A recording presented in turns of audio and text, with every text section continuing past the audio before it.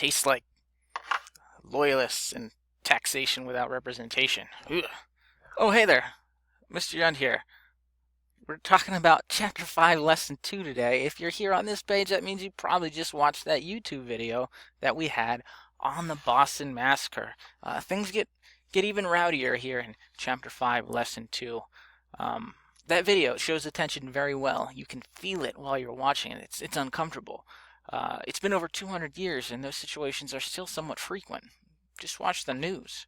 Now, just as it is with modern incidents of civil protest turning violent, there are always two versions of events. There's the way it actually happened, and then there's the way that you hear it happened. So in the case of the Boston Massacre, the name really tells it all. The British didn't call it the Boston Massacre. It was the colonists that called it the Boston Massacre because colonial leaders pretty much spread the news of it throughout the colonies. They elaborated the event. They talked about it. Their version of it, and they used it as anti-British propaganda. And with that event, they were able to drum up more support for boycotts of all British goods. We remember learning about the Townshend Acts in the last lesson. Well, it was in part because of the support they were able to drum up after the Boston Massacre that those Townshend Acts were repealed. When they repealed, let me rephrase that. Yeah, the Townshend Acts were repealed because of all that support. Colonists stopped their boycott of all goods except for the tea, which serves as a nice segue into our very next topic, a tea party. So, there was a company, if you ever watched like Pirates of the Caribbean, there's like a million of them, they talk a lot about the East India Company. Well, the British East India Company was a vital part of the English economy. It was getting crushed by that colonial boycott.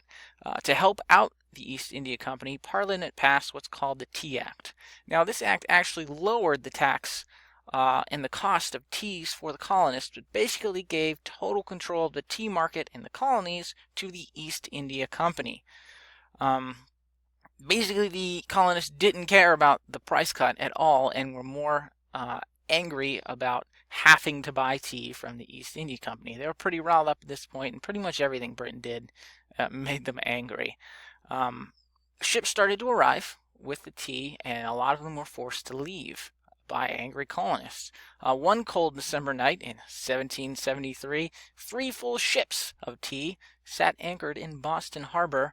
The Boston chapter of the Sons of Liberty, those rabble-rousers that we learned about, they were dressed as Indians, kind of, and snuck aboard the ships and dumped all the tea into the harbor. It was deemed the Boston Tea Party, and it was celebrated throughout the colonies.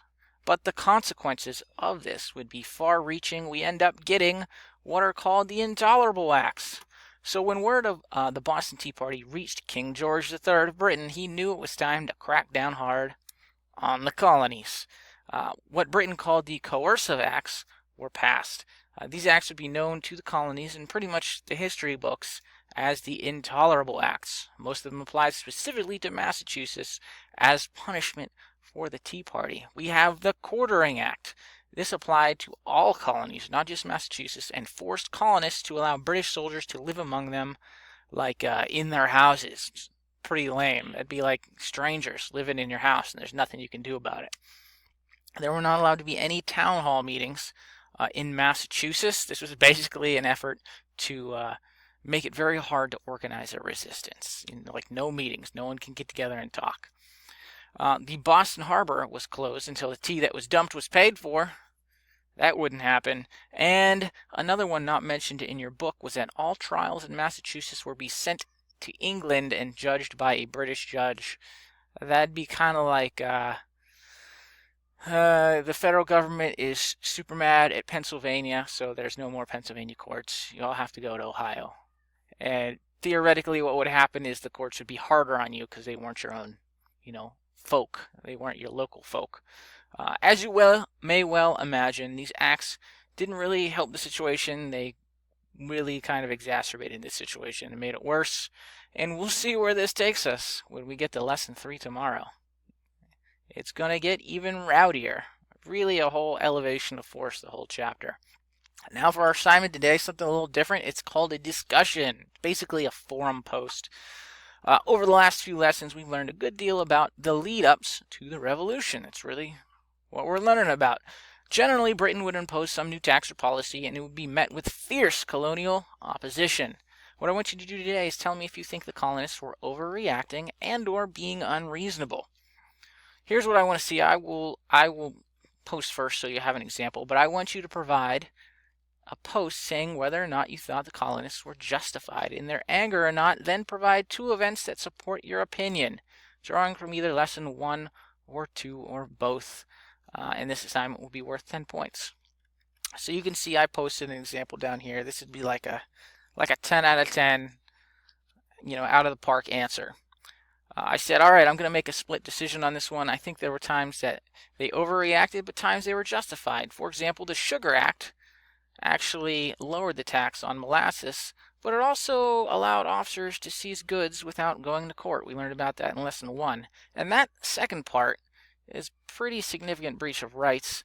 That would be like the government taking your computer or Xbox because you downloaded an illegal copy of Thor Ragnarok, and then you never got your computer or Xbox back. It's gone forever. They're just taking it. No trial. It's just gone. You're guilty and it's gone forever. I think you kids would probably burn the country down if they did that. On the other hand, let's take a look at the Tea Act.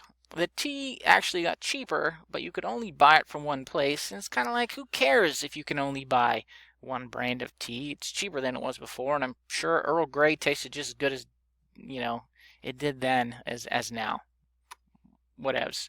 I'm as big a patriot as you'll find anywhere, but I'm fairly certain, having done some reading on my own as well, that the Boston Tea Party was a rabble of drunk guys that were like, let's dump the tea in the harbor, but we don't let them know it's us, so let's put feathers in our hats. And that's kind of how I see it going down, in my mind, but that's just an opinion. All right, so that's what we're doing today. We're at 7 minutes, 20 seconds. That's long enough. If you have any questions, feel free to ask. Otherwise, I'll be grading these posts just like pretty much any other assignment. The only difference is with a forum like this, everyone can see what you post. So do your best work. Check that spelling and grammar, and be sure to give me enough. All right, guys. Talk to you later.